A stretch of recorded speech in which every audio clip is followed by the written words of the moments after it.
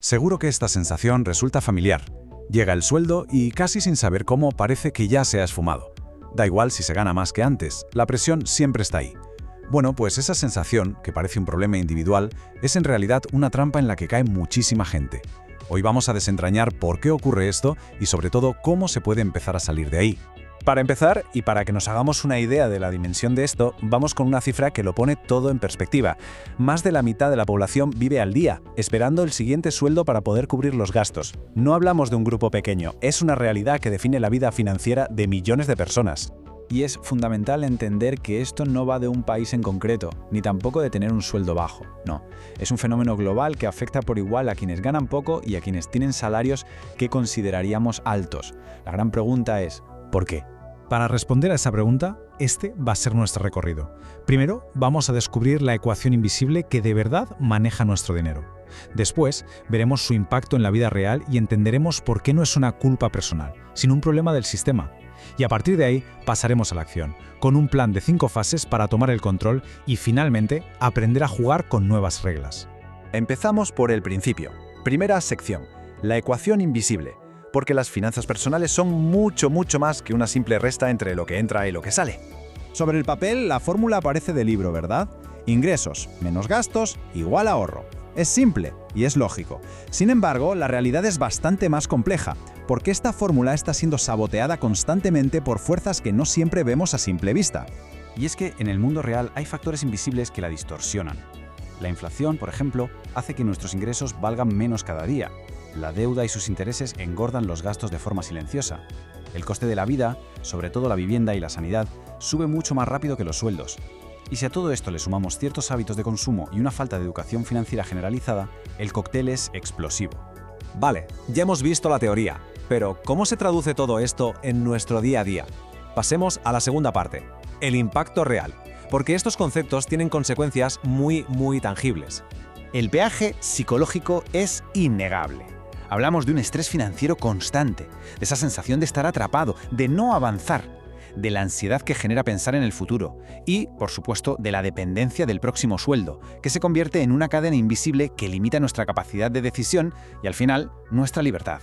Uno de los mecanismos más habituales que nos meten en este lío es la trampa de la inflación del estilo de vida. Vamos a verlo con una pequeña historia que probablemente a muchos les sonará.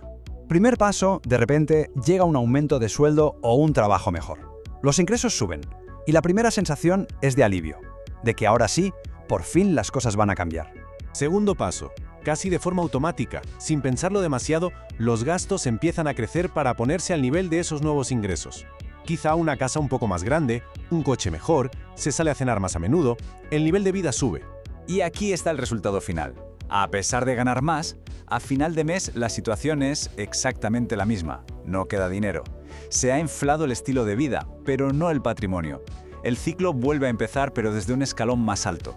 Hay una de las fuentes que lo resume de una forma que me parece brillante, y dice así: el problema no es inmediato, es acumulativo y silencioso. Y esto es clave, no es un golpe que llega de repente. Es más bien como una gotera constante que sin hacer ruido va debilitando nuestra seguridad financiera a largo plazo. Muchas veces no nos damos cuenta hasta que ya es tarde.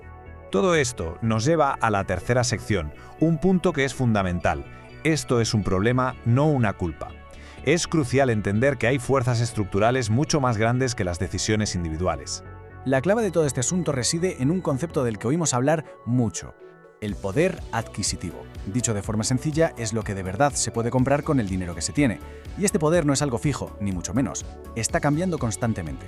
Este gráfico lo ilustra a la perfección. Estamos metidos en una carrera que es muy difícil de ganar. Por un lado tenemos la inflación, que sube sin parar. Por otro, el crecimiento real de los salarios, que en el mejor de los casos se estanca y en el peor, baja. El resultado es evidente, una pérdida continua de poder adquisitivo. Si lo visualizamos, podemos imaginar un gráfico con dos líneas. Una, la del valor real de nuestro dinero, que va cayendo por la inflación. Y otra, la de nuestros gastos, que tiende a subir.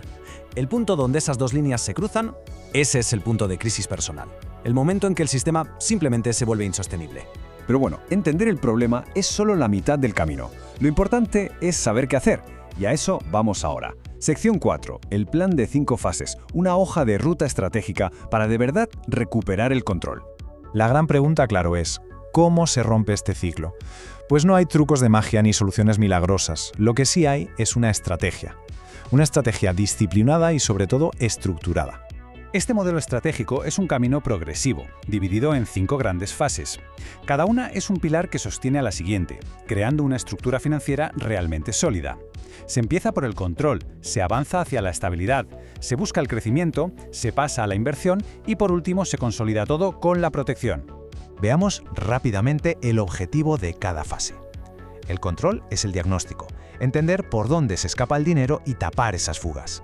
La estabilidad consiste en crear un colchón de seguridad y quitarse de encima las deudas malas. El crecimiento busca de forma activa generar más ingresos.